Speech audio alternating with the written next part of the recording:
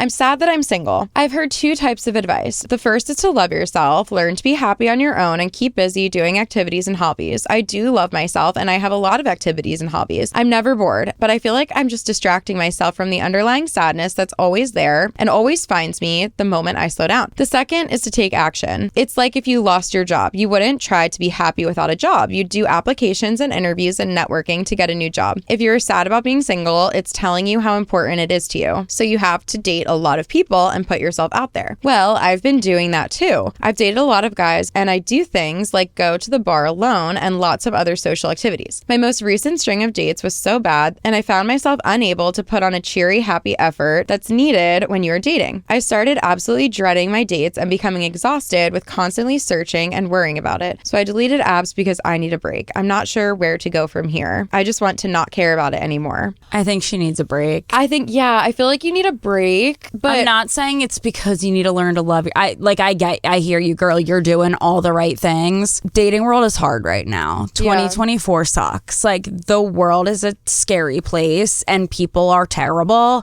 Take a break, do some of your solo things for a little bit, and then get back on the market again. Yeah, I think she's doing everything right. Yeah, I think something I just want to say is like the way that she wrote, I've heard 2 pieces of advice. Love yourself or put effort in. Both are true. Yeah. Simultaneously. And she's doing both. She's doing it all. And I feel like this is where it gets like tricky when it comes to people that are like, you need to try or you just need to let it happen. People that are in relationships just say things like they don't know what they're talking about. And it's like, not that they don't know what they're talking about, but I just feel like when your single friend needs advice or is venting to you about like, I'm really lonely, I want to meet someone, you want to make your friend feel better by being like, oh, it'll happen when you least expect it. But sometimes your friends just need to hear like, oh, that sucks. And being lonely is okay. And it's okay to want a partner. And it's okay to be sad that you're single. I guess it's not okay to sulk in it and fall into a depression because that's not healthy. So obviously that's not okay.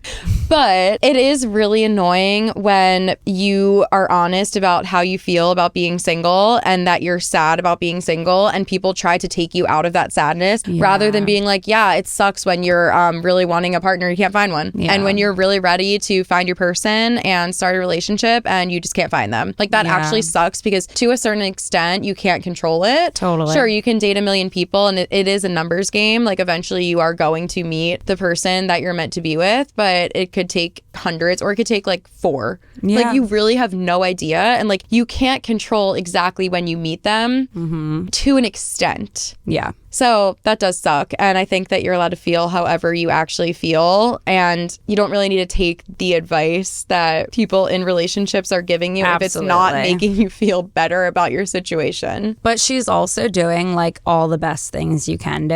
Yeah. You know, I'm going to sit here and give my advice. Like, take a break, girl. Like, you have been through the ringer with these dates. Like, this world sucks. Take a break, regroup, clear the apps. Yeah. Start them over. Yeah. I do move think to a new city, change your name. Start a new life, get a new job. Right. Yeah. Take a break. And I'm not saying it's going to make it any easier or it's going to make you less sad, but you are doing the right things. I'm glad you love yourself. I'm glad you have activities that make you happy. Give yourself some time and it'll happen when you least expect. No, but like for real, like keep working on it.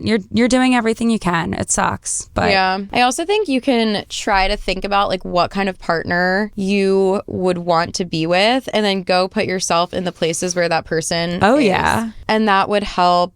For like example, in the dugout at the Phillies game. I was literally just going to say, for example, or like, I don't even know the person, but it was like a friend really wanted to date a pro athlete. So she found out where certain pro athletes hang out in Philly and she went and sat at the bar. And eventually the pro athletes came in and she met one. And then he was flying her around the world and putting her up in the Four Seasons. And it worked out. So I think it didn't, but no, it didn't work out. It did not work out in the long run. But that's because they weren't meant to be. But in the right situation. Find where your person is and place yourself there. Yeah. Whether that be like your favorite dive bar, whether that be where the pro athletes hang out, whether that be the Stop the Internet studio.